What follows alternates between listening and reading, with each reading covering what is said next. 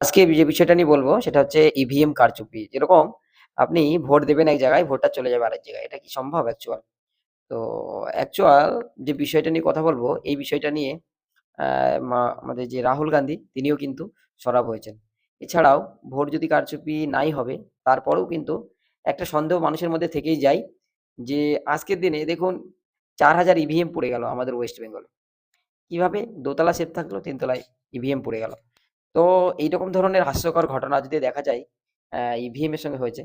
তো সেই জায়গাটাকে কেন্দ্র করে তো এক শ্রেণীর মানুষ, এক শ্রেণীর রাজনৈতিক তাদের দাবি কিনা ইভিএম কে ব্যান করতে হবে। ইভিএম ব্যান করলে পারে তবে মানুষের সঠিক রায়টা বোঝা যাবে। তো দেখুন এই ইভিএম হ্যাকিং এর যে একটা ভিডিও যেটা আমি পেয়েছি যে কিভাবে কি করা যায়। অ্যাকচুয়াল আ আজকের দিনে এমন একটা যুগ চলে এসেছে, এখন কিন্তু এআই এর যুগ চলে এসেছে। তো আপনি যদি এআই যুগ বলেন, অনেক মানুষ হয়তো বলবে এটা হয় না, কি হবে না। কিন্তু অনেক মানুষের এটা ধারণাও নেই যে ইভিএম হ্যাক হতে পারে বা এখন ইভিএম বলে নয়, পৃথিবীর সমস্ত কিছু হ্যাক করা যেতে পারে। কিভাবে? আজকের দিনে এমন সিস্টেম চলে এসেছে, আপনার ইভিএম ভোট নেওয়াটা একটা সামান্য ব্যাপার। আপনি যেকোনো জিনিসকে যেভাবে আপনি করবেন, সেটা কিন্তু সেভাবেই প্রোগ্রামিং যেভাবে করবেন, সেভাবেই কিন্তু প্রোগ্রামিং হবে। আ তো এই বিষয়টা এখনকার দিনে বিজ্ঞানের এতটা উন্নত হয়েছে, এআই টেকনোলজি এসেছে। তো না হওয়া কোনো কিছু সম্ভবই নয়, অসম্ভবই নয়। তো এই জায়গাগুলো থেকে এটা করা মানে একটা সংবিধান বিরোধী অবশ্যই কাজ।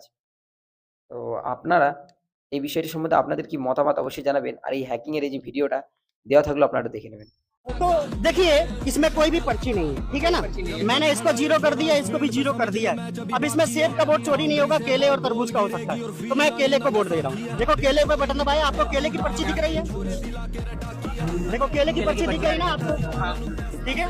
आपने केले पे वोट दिया, केले की पर्ची दिख गई। अब मैं देखिए दोबारा मैं केले पे वोट देने जा रहा हूँ। वाटरमेलन पे दे सकते हैं क्या? हाँ वाटरमेलन पे भी दे सकते हैं, लेकिन मैंने केले पे दिया, ठीक है। तो देखो दोबारा केले की पर्ची दिख गई। 2 बार मैंने केले को वोट दे दिया, अब मैं वाटरमेलन पे भी दे देता हूँ। अगर देखिए एक बार मैं वाटरमेलन पे दिया, ठीक है ना। अब क्या आपको वाटरमेलन की पर्ची दिख रही है? इसमें देखिए ध्यान से, वाटरमेलन की दिख गई ना आपको? हाँ ठीक है। हमने 2 बार केले को, 1 बार तरबूज को दिया, फिर मैं 1 बार तरबूज को देने जा रहा हूँ। अच्छा 4 बार।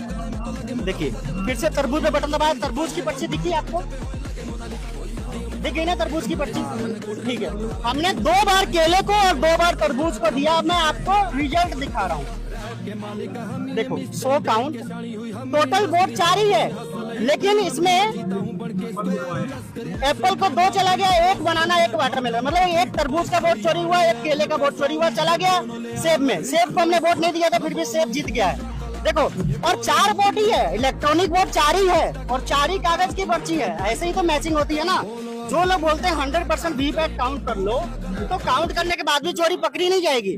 और उसमें जैसे दिखा रहा था 2 सेब और 1 केला 1 तरबूज, बल्कि हमने 2 बार केले को 2 बार तरबूज को दिया था।